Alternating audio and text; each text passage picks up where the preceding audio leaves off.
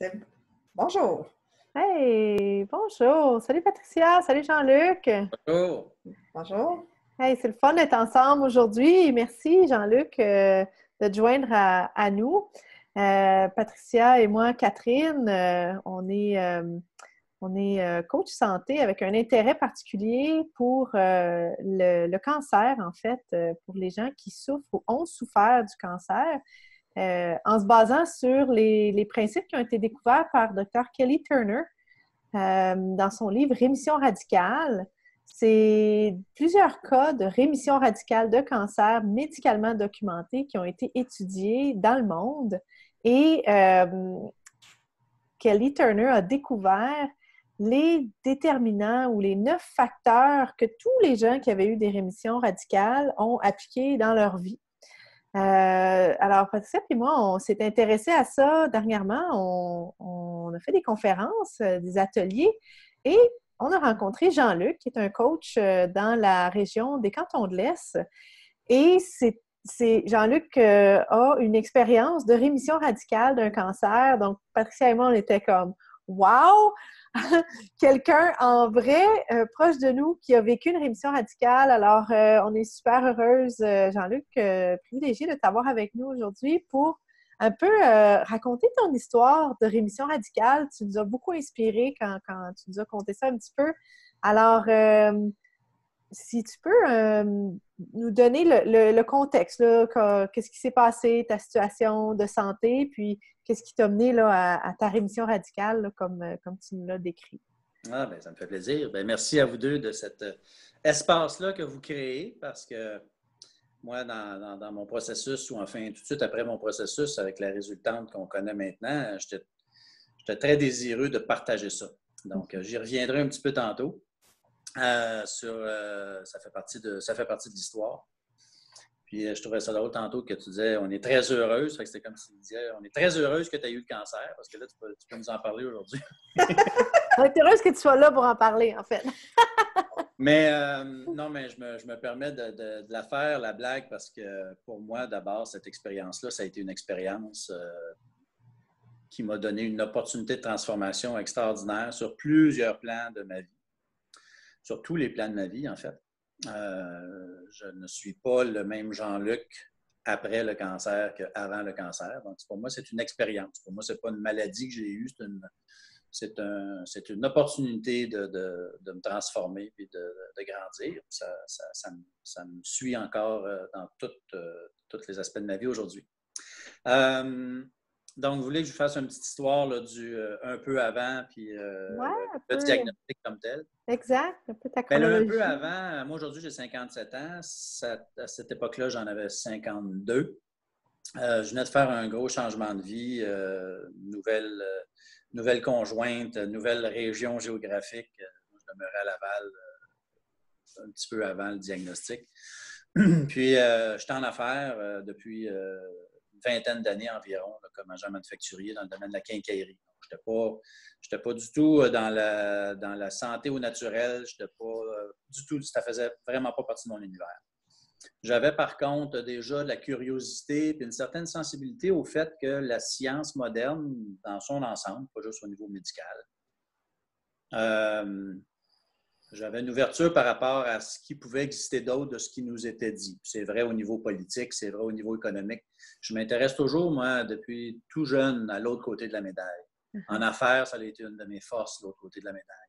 Donc, les perspectives, pour moi, ça a toujours été présent. Puis aujourd'hui, je gagne pratiquement ma vie à faire explorer les gens des perspectives parce que moi-même, je suis en constante exploration de nouvelles perspectives. Même les croyances les plus pures, les plus ancrées que j'ai pour moi, je me ramène souvent à l'ordre en disant « ce n'est qu'une perspective, mon Jean-Luc. Ta vérité, c'est une perspective. » Donc, ça m'a beaucoup ouvert l'esprit, entre autres. Ça a commencé, moi, tout simplement par... moi, c'est au niveau de la vessie que ça s'est manifesté. Puis, j'avais des petits problèmes de saignement. Puis là, j'allais voir mon hôpital régional. Puis, il me disait « Ah, ça sent une infection. » Je prenais des antibiotiques. Puis, le processus très, très normal. Mais à un moment donné, ça devenait à répétition. Puis, ça s'intensifiait. Donc là, entre deux examens, une compagnie d'assurance qui est venue pour faire des prélèvements parce que j'étais en train de modifier une police d'assurance pour mon entreprise à ce moment-là. Eux autres, ils ont pris des tests, ils ont pris des prélèvements, puis ils sont revenus, puis ils ont dit « Wow, je pense qu'il faut peut-être voir un docteur, mon homme, ça va pas bien. Pour la petite éprouvette urine, là, c'était pas bon. » Fait que je dis « Ouais, je le sais, là, mais c'est ça, je vois bientôt. » Je suis allé voir le médecin, on a fait une cystoscopie pour constater qu'il y avait quelque chose à aller explorer de plus en profondeur. Donc, la prochaine étape, c'était la biopsie. Et du résultat de la biopsie qui avait été analysé en laboratoire dans ma région, bien là, le diagnostic est tombé assez comme étant agressif et urgent. Donc, on parlait dès là, on parlait d'ablation imminente. Mais pour où est-ce que j'étais, ce n'était pas un cas qu'il pouvait traiter dans l'hôpital de région, même si c'est un hôpital formidable. Donc, j'avais à choisir aller soit à Sherbrooke, soit à Montréal. J'ai choisi Montréal parce que de l'ampleur du diagnostic, je m'attendais au pire, puis une longue hospitalisation. Je vais toujours bien me rapprocher de ma famille un peu, qui est plus sur la Rive-Nord puis sur l'île de Montréal. Donc, j'ai fait le processus de ça. Puis là, bien, comme tous ceux qui côtoient des gens dans l'expérimentation d'un diagnostic de cancer, les étapes, ça va quand même assez vite quand on rentre dans le processus. Donc, j'étais comme un peu soufflé là-dedans. J'ai eu le choc que tout le monde parle puis qui a été démontré dans une annonce à la télé. C'était vraiment ça. Sauf que pour moi, ça a duré 12 heures. 12 heures presque minutées, là. J'étais dans un état, je me sentais comme... je donne souvent l'exemple, c'était ça que je me sentais pendant ces 12 heures-là, d'un ascenseur en chute libre. Tu sais, comme dans une cage ascenseur que quelqu'un m'avait poussé dedans, je n'avais rien pour m'attraper, je me sentais en chute libre. Puis, quand je me suis couché ce soir-là, j'ai dit à ma conjointe, Céline, j'ai dit là, on vient de passer un très, très, très déplaisant 12 heures, mais c'est le dernier. Il n'y en aura plus d'autres. Moi, je ne passe pas un autre 12 heures de même, c'est pas vrai. Fait que demain matin, je ne sais pas qu'est-ce qu'on va faire, je ne sais pas qu'est-ce que je vais faire, mais je ne ferai pas la même journée assis devant la TV éteinte qu'on vient de faire. Donc, on s'est... elle dit, OK. Puis moi, je savais dès lors qu'elle était là pour m'appuyer, peu importe ce que je choisissais d'explorer. Donc, le lendemain, j'ai commencé à faire de l'exploration. Donc, ça, dans ce mode d'esprit-là, l'information rentre vite, puis j'avais beaucoup, beaucoup d'informations. Donc, dès la première rencontre que j'ai eue avec un radiologiste oncologue à Montréal, bien, j'avais déjà une certaine préparation, une sensibilisation à ce qui pourrait se passer, là. Il y avait le domaine médical moderne, traditionnel, puis il y avait un paquet d'autres affaires que je ne savais pas trop c'était quoi. Mais pour l'instant, je faisais juste suivre les étapes là, qui se présentaient devant moi au niveau médical. Puis, donc, cet oncologue-là a choisi d'aller faire d'analyser premièrement la pathologie qui lui avait été envoyée ou le rapport de pathologie qui avait été envoyé du laboratoire de mon hôpital régional. Et puis, là, c'est soumis à ce moment-là à un pathologiste du centre hospitalier de Montréal pour dire, parce qu'eux autres, ils ne peuvent pas juste prendre un rapport qui vient d'un autre hôpital puis opérer à partir de ce diagnostic-là. Donc, ils essaient de refaire, ou en tout cas de l'appuyer. Puis là, bien, ils doivent se parler, ce monde-là, puis là, ils s'astinaient, ça ne marchait pas. Le pathologiste du laboratoire régional, puis le pathologiste du centre hospitalier dans lequel j'étais maintenant, ne s'entendaient pas sur le type, la nature, l'origine de la pathologie. C'est comme ça que ça m'a été communiqué. Donc, là, il y avait un petit délai qui s'installait. Moi, dans ce délai-là, bien, j'en profitais pour googler ma vie, là, pour aller voir tout ce qui se présentait comme option ou comme tout ce qui était sur le sujet. J'y allais. Puis, je ramassais de l'information. Mais je ne faisais rien encore avec parce que j'étais vraiment juste en accumulation de données. Après quelques jours, là, ou peut-être un peu moins, on va dire une semaine. Au bout d'une semaine, ils m'ont rappelé pour dire, bien là, on n'arrive tellement pas à s'entendre sur la nature de ta pathologie qu'on va être obligé de faire une autre biopsie. Bon, OK. Là, la biopsie... moi, je pensais que ça serait comme bien temps demain, là, on va aller biopsier parce que là, il faut avancer. Là, ils ont dit, bien là, on a beaucoup de... On est bien occupés. Il y a bien du monde qui ont le cancer. Fait qu'on va te rappeler. Ça peut être la semaine prochaine. OK. Moi, pendant ce temps-là, je commence à avancer dans mes recherches, puis je commence à rencontrer du monde, puis je commence vraiment à me mettre dans un mode où est-ce que, au moins pour me tenir actif, de ne pas attendre une semaine ou 2 semaines un coup de téléphone qui ne rentre pas. Ben moi, je me dis, au moins pendant ce temps-là, ça me tient occupé, puis j'aime ça explorer, j'aime ça rechercher, ça me mettait dans un bon mood que je trouvais dès lors plus propice à juste rester en petite boule sur mon sofa. J'avais comme ce désir-là d'au moins me tenir occupé à faire quelque chose. Puis j'aimais ça, faire ça. Donc, les jours ont passé, les semaines ont passé, puis il m'appelait, puis viens demain. Puis là, il me rappelait le soir, ben non, ça ne marche plus demain, puis ça va être la semaine prochaine. Puis là, c'est plus la semaine prochaine. Puis, je dis, ben écoutez, moi, continuez, à un moment donné, ça va être, vous allez m'appeler, puis ça va y être, on va y aller. Puis, donc, il s'est passé, je vais dire, à peu près une autre 4 semaines comme ça, là, avant que la biopsie s'installe, pour finalement l'avoir. Puis, donc, le principe de la biopsie, tel que j'avais fait ici dans mon hôpital régional, c'est qu'ils font la biopsie, donc on est endormi pas mal. Puis après ça, on se réveille, puis là, on va dans notre chambre, puis on est irrigué pendant 12 heures. La vessie est irriguée pendant 12 heures.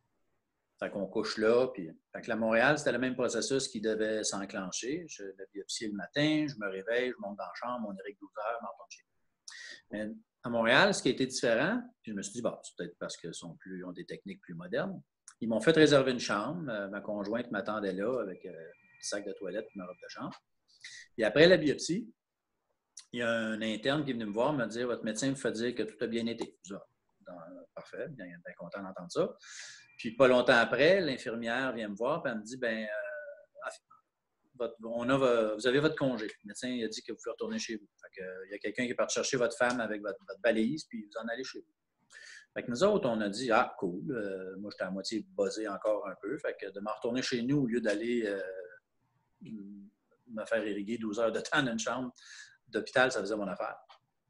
Il s'est passé quelques autres semaines avant que j'aille l'appel de l'oncologue pour avoir la rencontre là, sur qu'est-ce qu'on fait. Là? Moi, je viens d'avoir une autre biopsie, puis c'est cette biopsie-là qui décide est-ce qu'on a l'ablation totale, partielle, on s'en va-tu en radio, on s'en va-tu en chimio. Moi, j'ai tous ces scénarios-là médicaux qui sont présents, mais que j'attends de la part des spécialistes. Ça va être quoi la suite des choses.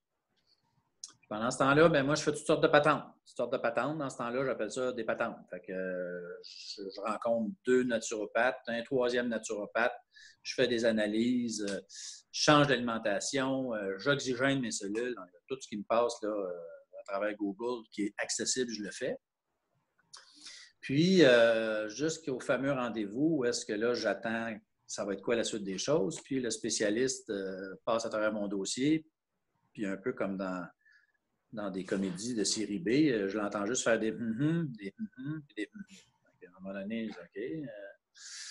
Fait que pour finalement s'asseoir et dire, comme on vous a dit à l'hôpital, après la dernière biopsie, vous avez plus de cancer. Fait que moi, je regarde ma conjointe, puis ma conjointe me regarde, puis on dit, non, on n'a pas entendu ce qu'il vient de dire. Là. Fait que j'ai dit, pardon. Il dit, oui, il dit, comme on vous a dit à l'hôpital, on est allé faire la biopsie, puis il n'y avait plus rien, il n'y avait plus de cancer. Je dis parce qu'il n'y a personne qui nous l'a dit à l'hôpital. Il y a quelqu'un qui est venu nous voir dire que ça avait bien été, mais je ne pensais pas que ça avait si bien été que ça. Puis j'aurais aimé ça le savoir parce que les dernières 4 semaines ont été longues un peu, parce qu'il s'est passé un autre 4 semaines après ça. Donc, fait que pour moi, le dossier s'est terminé à peu près là. Il me donnait quelques options. La première option était de faire l'ablation quand même à titre préventif, ce que je n'ai pas trouvé qui était une bonne idée. Fait que ça, j'ai dit, je ne pense pas. L'autre option, c'était de rien faire, parce que dans le fond, il n'y avait plus de rien à traiter comme tel, mais encore là, peut-être avec des options. La troisième option, c'était de faire un traitement, il appelait ça un traitement médicamenté de prévention. Fait que moi, dans ma tête, je me dis, petite pilule avant un repas pendant un petit bout de temps en prévention, ça peut être acceptable comme traitement. Pour m'apercevoir que finalement, c'était un traitement, c'était un genre de traitement de radiothérapie avec infiltration de l'équivalent de la tuberculose là, dans la vessie. 2 à 3 heures à tous les vendredis pendant plusieurs mois. Là, j'ai fait à titre préventif, ça me semble un peu excessif, mais bon, moi, tous mes naturopathes me disaient on ne tourne pas le dos à médecine, ils ont la connaissance, ils ont la science, donc on analysera ça rendu là. Fait que moi, quand il m'a proposé ce traitement-là, je trouvais ça un peu gros pour juste la prévention. Fait que j'ai dit, bon, on verra, là, on était comme le mardi, on laisse passer la semaine, puis je vais me documenter. Puis, quand je me suis documenté, je me suis ramassé sur beaucoup d'informations. Quand on Google en français sur le monde médical, on se ramasse beaucoup sur des sites français. Puis là, je suis allé voir des études un peu arides à lire sur le fameux traitement là, qui était proposé.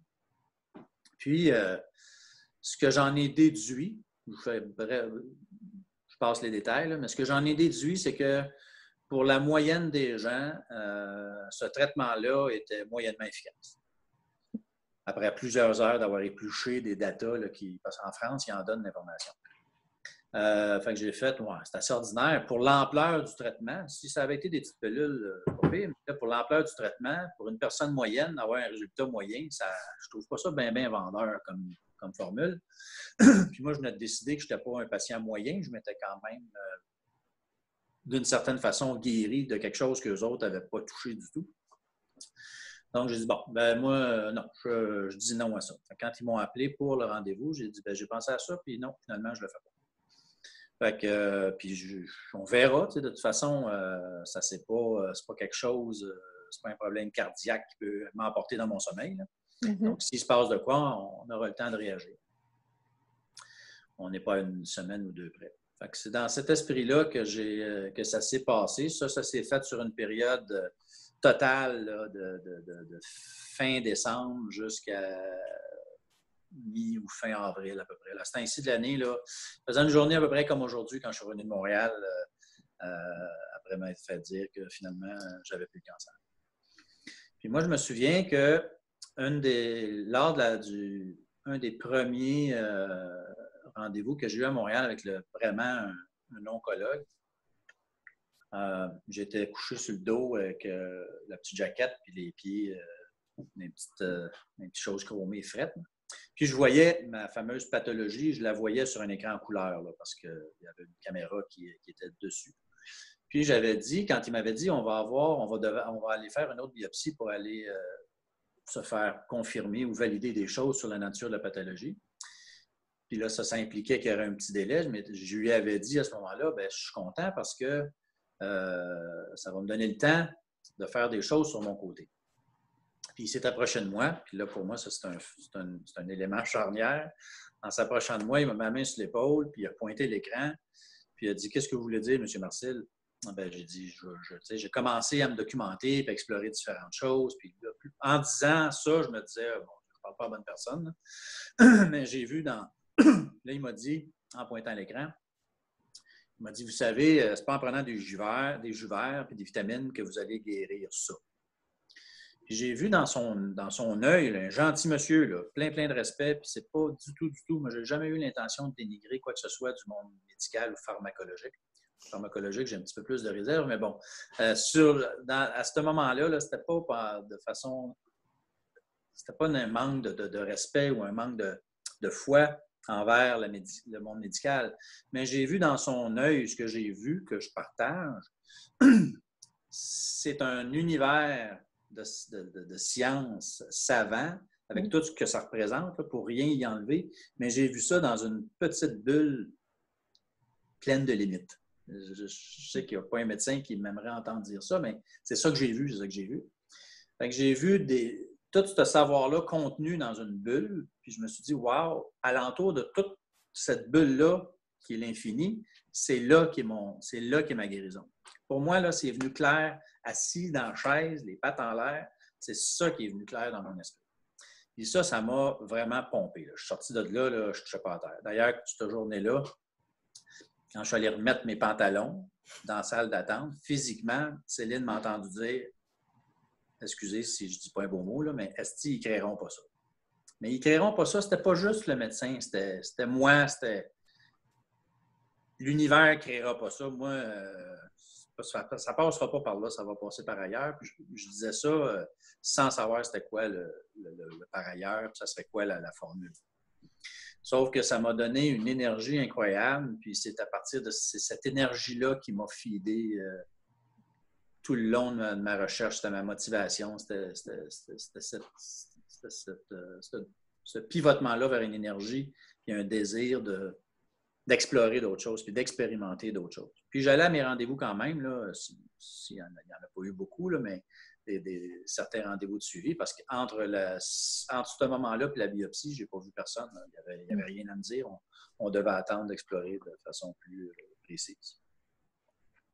Donc, moi, j'ai compris en m'en retournant chez nous cette journée-là que je devais m'impliquer dans le processus. Donc, je devenais j'appelais ça à ce moment-là, on était dans la saison presque des finales de hockey. Pas que je suis ça énormément, mais c'est l'image qui m'est venue, de me former une équipe. Donc, j'étais directeur gérant de mon équipe. Mon oncologue faisait partie de l'équipe. Puis là, je m'étais dit, ma conjointe faisait partie de l'équipe. Mon fils faisait partie de l'équipe. Plein de monde faisait partie de mon équipe qui ne savait même pas qu'il faisait partie de mon équipe. Puis j'ai commencé à monter une équipe. Puis je l'appelais mon équipe d'anges. J'avais des anges qui se greffaient à mon équipe. Puis on avait la Coupe Stanley, c'était un diagnostic de guérison. Puis dans le processus, mais je me suis mis à être très ouvert sur une notion que je ne connaissais pas. Parce que moi, j'étais en affaires là, quelques mois avant. Là, puis j'étais loin de tout ce concept-là. Mais je suis venu très ouvert et vigilant à tout ce que la vie mettait dans mon chemin. C'était comme si je disais, là, envoyez-moi de l'information, puis moi, on va voir ce que j'ai de besoin là-dedans. On va prendre ce que j'ai de besoin là-dedans. Fait que j'étais vigilant de toutes sortes de messages qui, normalement, pourraient être... c'était presque une obsession. N'importe quoi que je voyais, c'était-tu un message? C'était-tu une piste? C'était-tu une clé? Les gens que je rencontrais, ce que je voyais à la TV, ce qui déroulait sur mon Facebook. Et étrangement, quand on se met dans cette énergie-là, il y en a beaucoup d'informations qui rentrent, surtout avec les médias d'aujourd'hui. Donc, j'explorais ça. Jusqu'à un certain point, c'était super trippant. Après quelques semaines, c'est devenu un peu angoissant. Parce que là, il y avait tellement d'informations. J'étais tellement certain que la clé était dans cette pile d'informations-là, mais la pile était rendue excessivement grosse. Fait que là, je suis devenu un peu anxieux. Je me disais, OK, je fais quoi là? Je ne sais plus quoi faire. Donc, dans ce processus-là, il y avait un processus de méditation, de visualisation, de contemplation. Donc, n'importe quoi qui servait à descendre un peu mon hyperactivité cérébrale. Puis dans une petite séance comme ça, il est venu le message clair que tu vas le savoir. Donc, regarde l'information, là, puis défile-la, là, arrête, essaye pas de la comprendre, fais juste la regarder, puis tu vas le sentir, ce qui est bon pour toi dans cette pile d'informations-là. Fait que j'ai fait, OK. Fait que j'ai commencé ça. J'ai commencé à tester ça, à aller revisiter mon information que j'avais griffonnée à droite et à gauche. Il y en avait vraiment des piles. Puis, tout d'un coup, j'en avais une, quand je l'avais dans la main, là, je la changeais de pile. OK, ça c'est bon, ça, non, oui. Puis, tu sais, là-dedans, il y avait aller voir un chaman au Brésil ou un sorcier en Chine. Là, parce qu'il y a du monde qui ont fait ça et que ça a marché. Fait que donc, pour moi, c'était dans ma liste de possibilités. Puis, j'étais un des chanceux qui pouvait mettre cette option-là réalisable quand j'avais moyen de la faire. Si ça avait vibré que j'allais voir un chaman au Brésil, j'avais l'argent pour aller au Brésil la semaine d'après. Fait que je ne discartais pas grand-chose comme possibilité.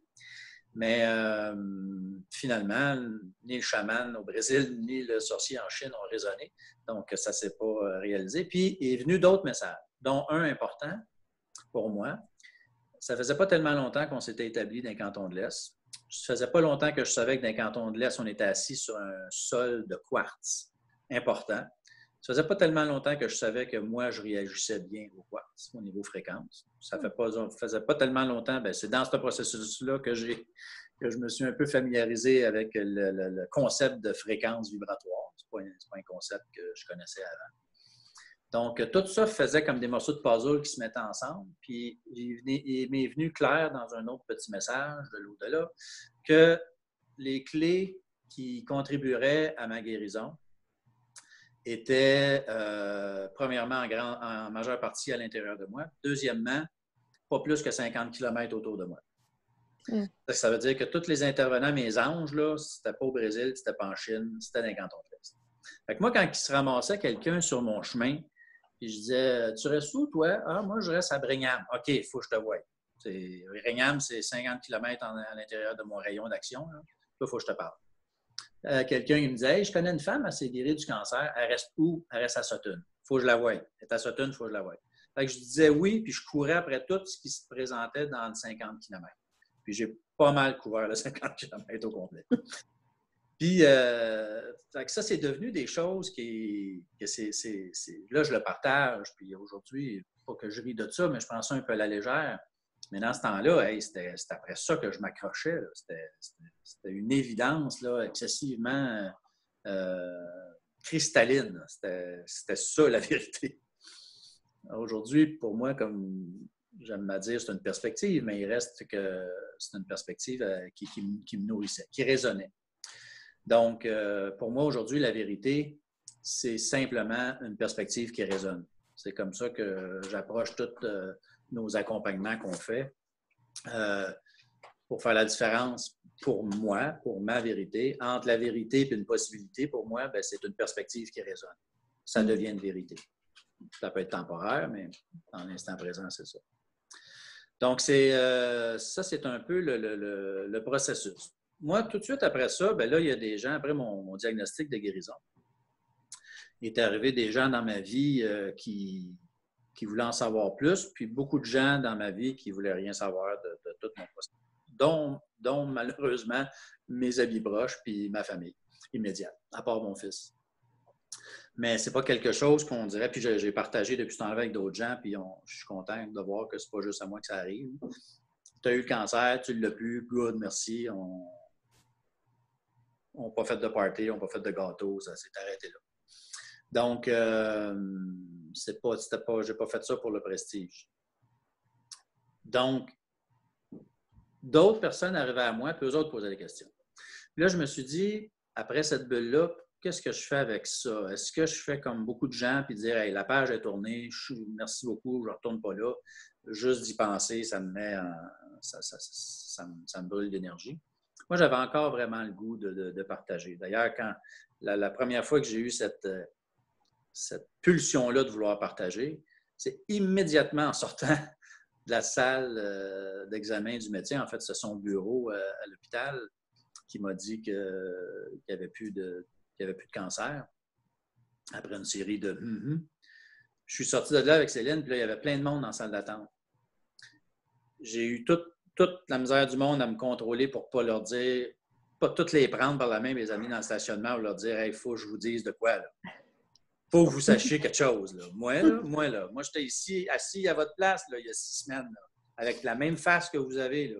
Puis moi, aujourd'hui, là, il m'a dit que j'avais plus de cancer. Puis c'est moi qui s'est soigné. Fait que j'avais vraiment, vraiment le goût de leur dire ça. Mais je ne l'ai pas fait. Je me suis en allé chez nous, puis on a fêté ça chez nous.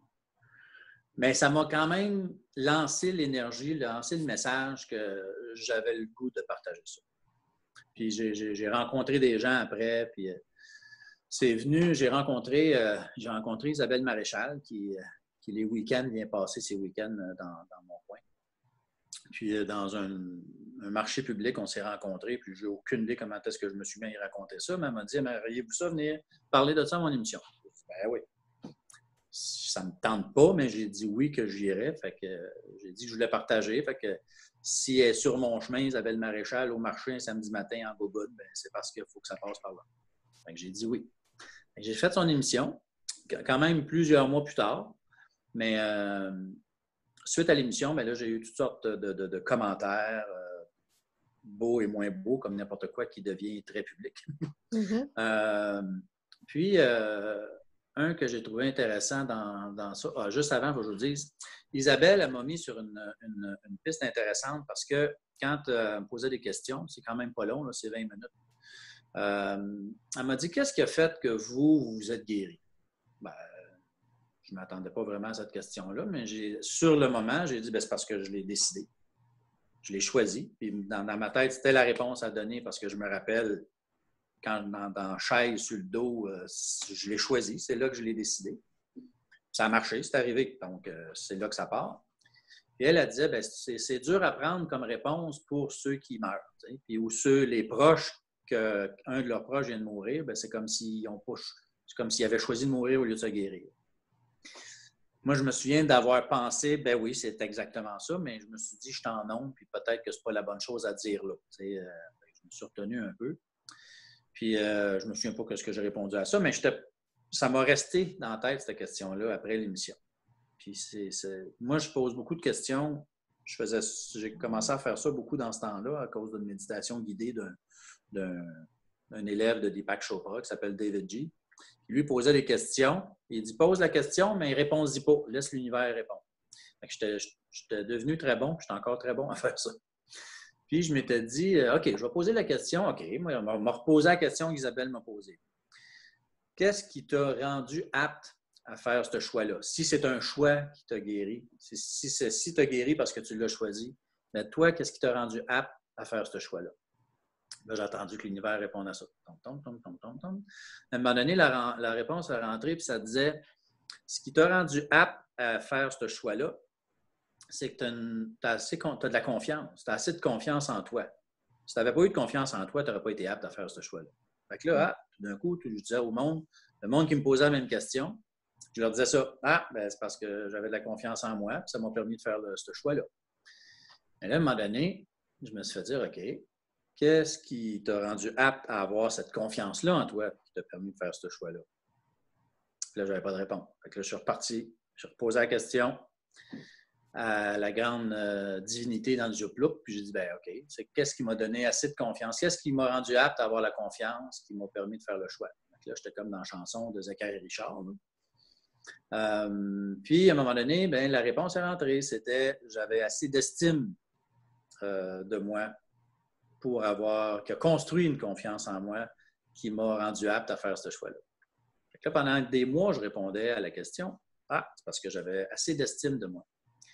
Et puis, probablement que vous l'avez déjà deviné, est venue la question, qu'est-ce qui t'a rendu apte à avoir assez d'estime de toi pour construire cette confiance-là qui t'a amené à faire ce choix-là? Puis, je n'avais pas tout de suite la réponse, donc j'ai reparti mon petit processus. Puis, un jour, j'ai entendu, c'est parce que ça part de l'amour.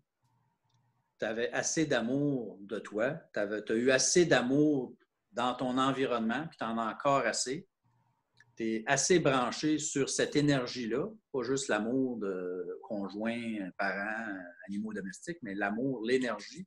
Donc, à ce moment-là, moi, je savais déjà où ma vérité, c'était déjà ici encore que l'amour et l'énergie créatrice, là, c'est ensemble. Donc, à ce jour, ça fait plusieurs années, ma réponse à qu'est-ce qui m'a guéri, c'est l'amour à soi, l'amour de moi, l'amour point, dans le fond. Je n'ai rien trouvé en amont de ça encore. Ça ne veut pas dire qu'il n'y en a pas, mais à ce jour, je n'ai pas trouvé quelque chose qui disait, OK, oui, mais pourquoi tu avais assez d'amour à soi? Ben non, c'est parce que je suis branché dessus. Je me suis branché là-dessus, puis là, ben, je suis sur cette vibration-là. Puis ça, ben, je n'ai rien trouvé en amont du concept de l'amour. Donc, c'est ma réponse encore à ce jour.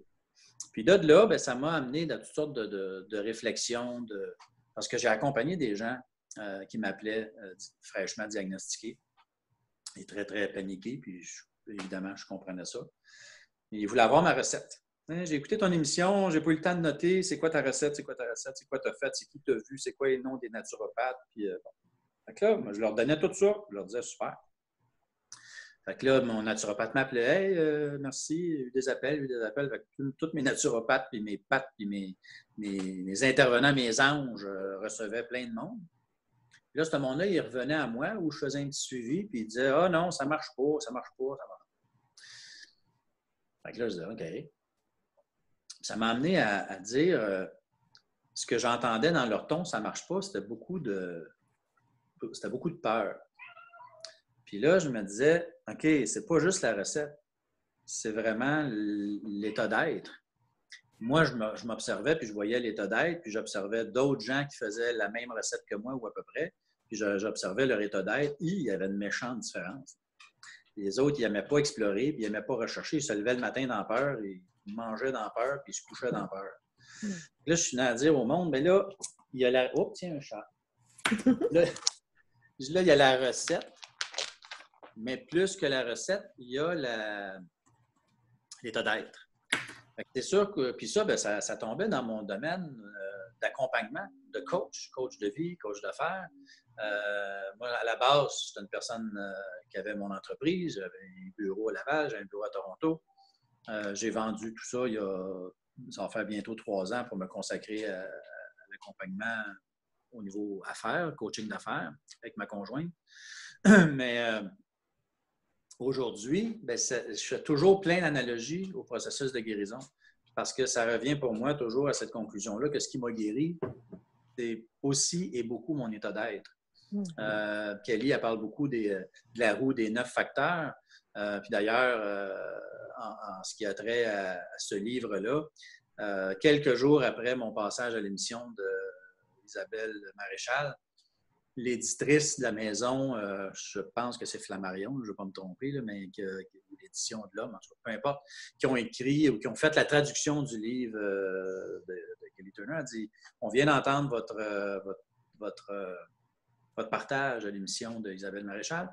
On a un livre qu'on vient de traduire, qu'on pense qu'il pourrait vous intéresser. Si vous voulez, on va vous l'acheminer. » Quelques jours après, je l'ai eu dans la poste, un cadeau. Merci beaucoup. Donc, j'ai lu le livre, puis là, je l'ai dévoré littéralement pour 2 raisons. La première, c'était que à peu près tout ce que j'avais exploré, je le revoyais là-dedans. Les clés qu'elle nommait, les 9 clés, je les reconnaissais.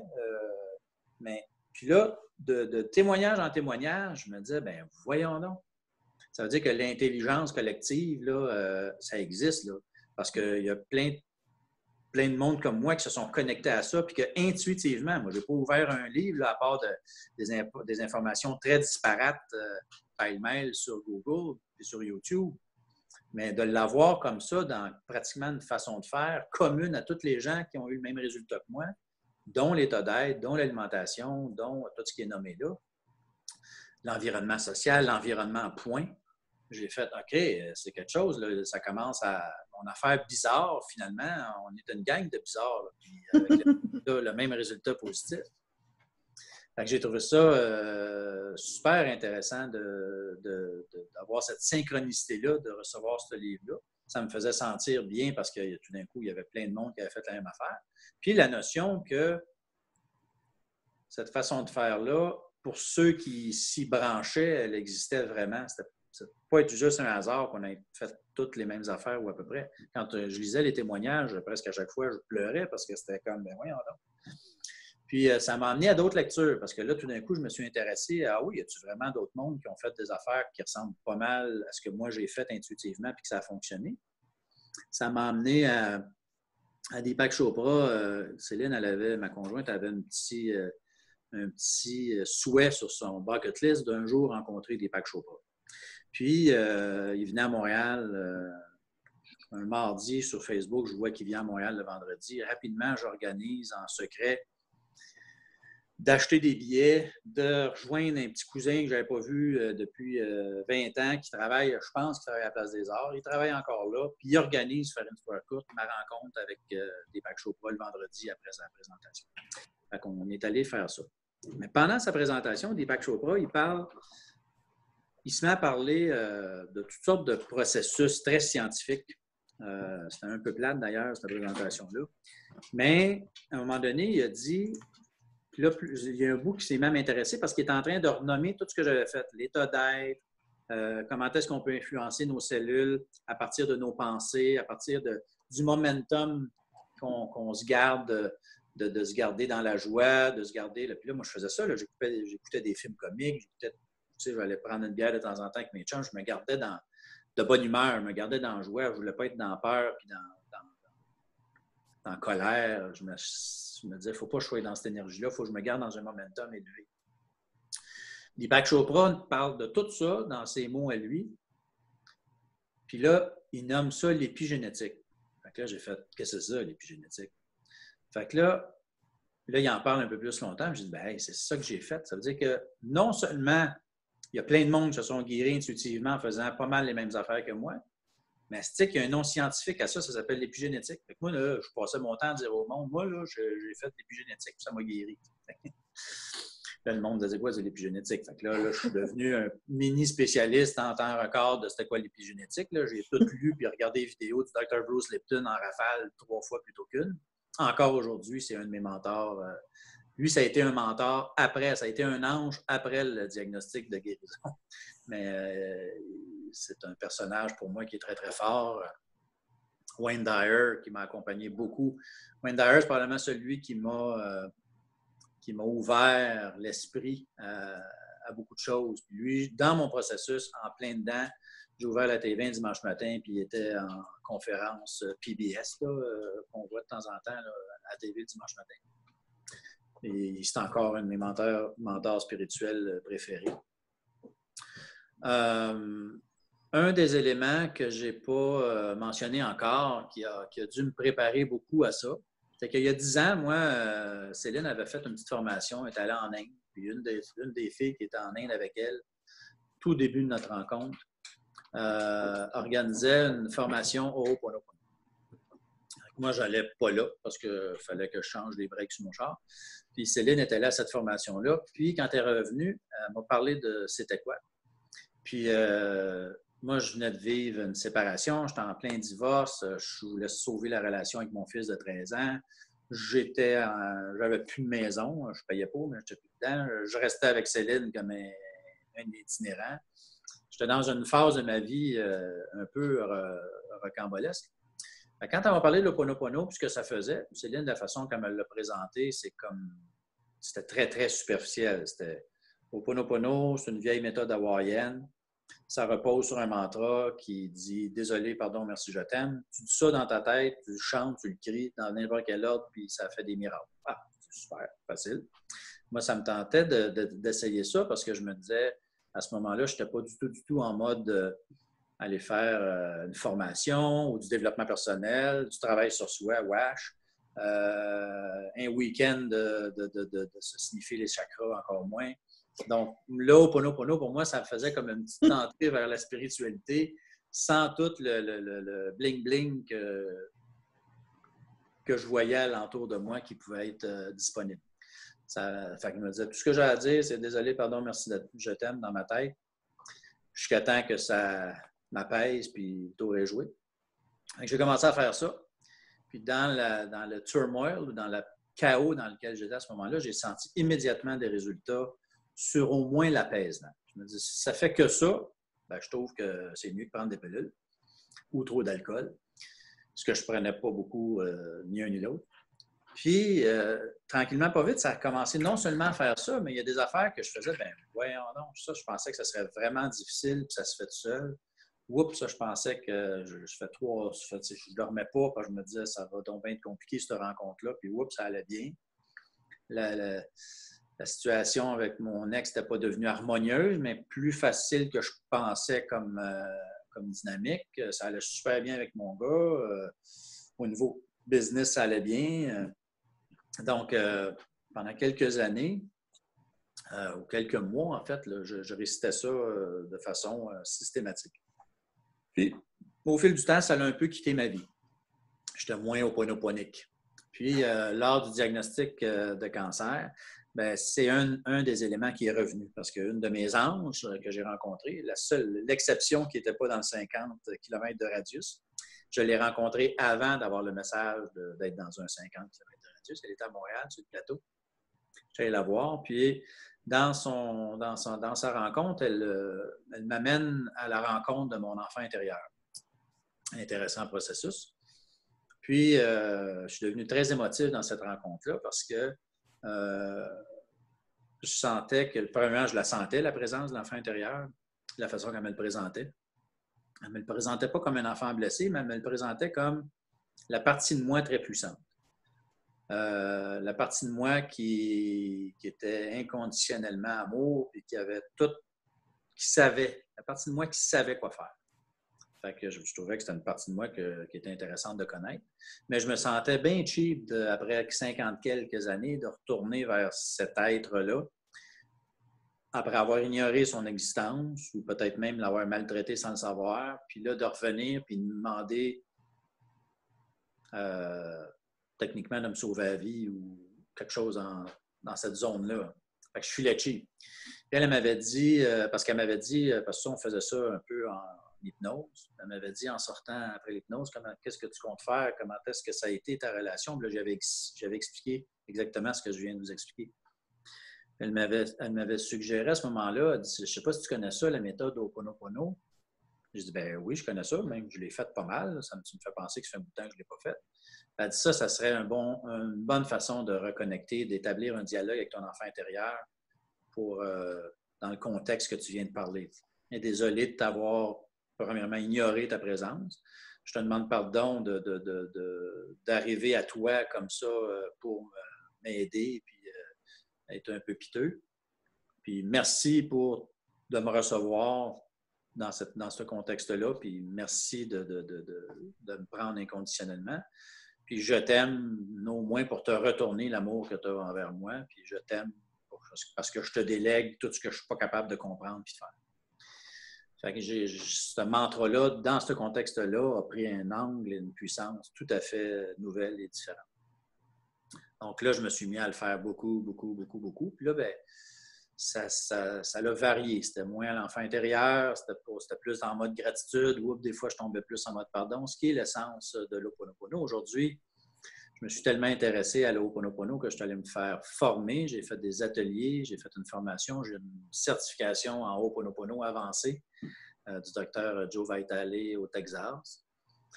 Puis aujourd'hui, je m'amuse à faire jouer le mantra ou la culture Ho'oponopono sur plein d'axes de ma vie, mais en toute simplicité. Donc, c'est un peu la couleur que j'y donne parce que moi, quand je l'ai introduit dans ma vie, c'était simple. Vous vous rappelez tantôt que je vous ai dit, Céline, tu as juste à dire désolé, pardon, merci, je t'aime. Puis quand tu te sens bien, tu arrêtes de le dire. Donc, ça, c'est simple. Pas besoin pas une longue formation. Moi, aujourd'hui, je dis encore, Ho'oponopono, la puissance réside dans la simplicité du mantra. Alors, c'est juste de dire le mantra, puis de se détacher du comment puis du pourquoi, puis de juste avoir foi ou une certaine certitude par rapport à ça. Donc, tout le reste, toute l'information qui vient avec ça, c'est accessoire et complémentaire. Donc, la puissance réside dans le mantra pour ce qu'il est. Tout le reste est complémentaire et accessoire. C'est sûr que, heureusement pour moi, il y a le tout le reste et accessoire et complémentaire parce que c'est une partie de mon gagne-pain. Parce que c'est avec le tout le reste et complémentaire et accessoire que je réussis à faire des formations d'une journée, puis 2 jours, puis une semaine. Parce qu'il y a beaucoup de matière dans le tout et le reste est complémentaire et accessoire. Mais la puissance, vraiment pour les gens, la première formation que je fais avec les gens, c'est 30 secondes. C'est juste de dire, comme moi, je me le suis fait introduire, puis après ça, on est là-bas. Donc ça a été, aujourd'hui, je dis encore que probablement que ça a été une toile de fond importante de mon processus de guérison. Parce qu'Ho'oponopono vient enlever des mémoires, vient enlever des murs, vient enlever des barrières, vient nous ouvrir à la partie divine en nous, tout à fait à notre insu. Là, aujourd'hui, je l'explique comme si je savais exactement comment ça marchait. Puis c'est pas tant ça que de me remettre dans le contexte du temps. Ça a dû faire ce que je viens de dire, mais en ce temps-là, je n'en prenais pas conscience. C'est correct. C'est ça la puissance de Ho'oponopono. Ça va guérir énergétiquement ce qui a à être guéri énergétiquement pour être guéri sur tout le reste de nos plans. Ça facilite, ça fait tomber les irritants, ça fait tomber les frictions. Juste sur le plan mémoire cellulaire, mémoire énergétique. Il y a quelques années, pour moi, ça, c'était très, très, très, très ésotérique. Ça l'est encore parce que, dans le fond, l'ésotérisme, si on regarde ce que c'est tout simplement quelque chose qui n'est pas très connu. Fait que, à ce titre-là, mon deuxième voisin est ésotérique parce que je n'y ai jamais parlé, je ne le connais pas beaucoup. Wow. Donc, c'est une notion. Donc, moi, je m'en tiens à ça encore aujourd'hui. Donc, l'Ho'oponopono, pour moi, me garde ouvert, me garde l'esprit ouvert, me garde le cœur ouvert m'ouvre à des perspectives pour être capable d'avoir plus qu'un plan de vie, d'avoir différents plans de vie qui viennent à moi toujours pour le mieux, pour ce que j'ai besoin et non pas ce que je désire. Fantastique, ça. Wow!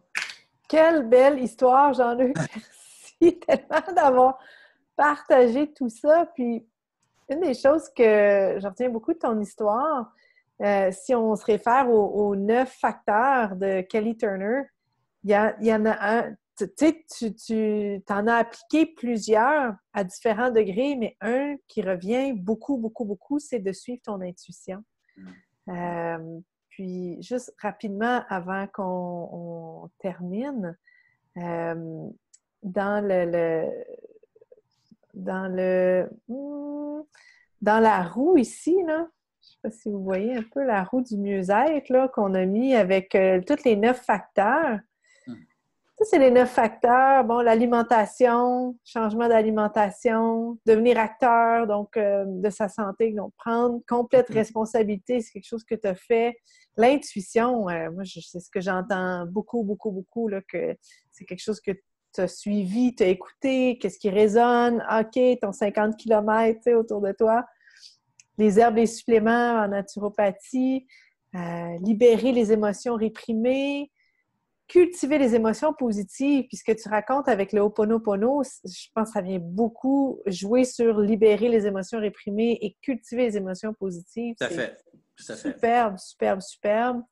Miser sur le soutien social, tu as parlé des gens dans ton équipe, mais autant des gens physiques que des métaphysiques, là, les entités, puis ça amène avec la connexion spirituelle, ton divin, et avoir une raison de vivre, une raison forte de vivre. Bon, tu sais, t'avais ta famille dans le temps, ton garçon.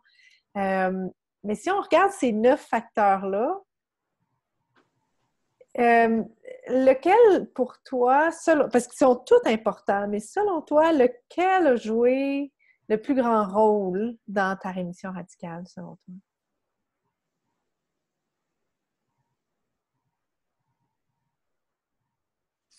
Ultimement, je dirais rapidement, là, parce que je vais y aller intuitivement. Oui. C'est la connexion spirituelle. Pour moi, la grande révolution, là, en fait, c'est une renaissance. Là. Il y a peut-être des gens qui trouvent que c'est gros, mais pour moi, c'est ça. Moi, aujourd'hui, je vois des gens qu'on rencontre, puis on assiste à leur renaissance. Ils s'aperçoivent. Moi, je dis aux gens, tu peux passer de la vie dans ta maison, on peut être très heureux, mais il se passe tellement d'affaires à l'extérieur de la maison. Puis les gens avec qui on intervient, nous, c'est des gens qui sont... On ne va pas les chercher dans la maison, c'est trop d'ouvrage. Mais s'ils sont sur la galerie ou s'ils sont dans la fenêtre et ils disent « il me semble qu'on dirait qu'il y a quelque chose au bord », c'est avec eux autres qu'on interagit. Fait que la connexion spirituelle, c'est ce qui, moi m'a amené où est-ce que je suis. C'est ce que je prends le plus de plaisir à faire découvrir aux gens. Le reste, bien, ça devient des outils qui supportent ça. Même l'Ho'oponopono, c'est pour moi, comme tu as dit tantôt, l'émotion positive, l'émotion réprimée, c'est exactement là où est-ce que l'Ho'oponopono va faire du ménage. Mais ça, c'est pour favoriser. C'est pas une résultante, c'est pas un but en soi d'éliminer des mémoires négatives.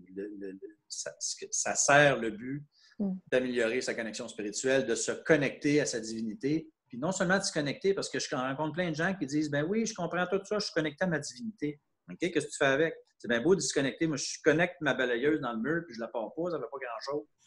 Fait que se connecter, c'est correct. Mais après ça, comment est-ce que je l'utilise, ma connexion spirituelle? La partie divine en moi, que je connais maintenant comme une pièce de ma maison que je ne savais pas qu'elle existait, à cette heure que je la connais et que je lui reconnais sa puissance, comment est-ce que je l'honore, ça?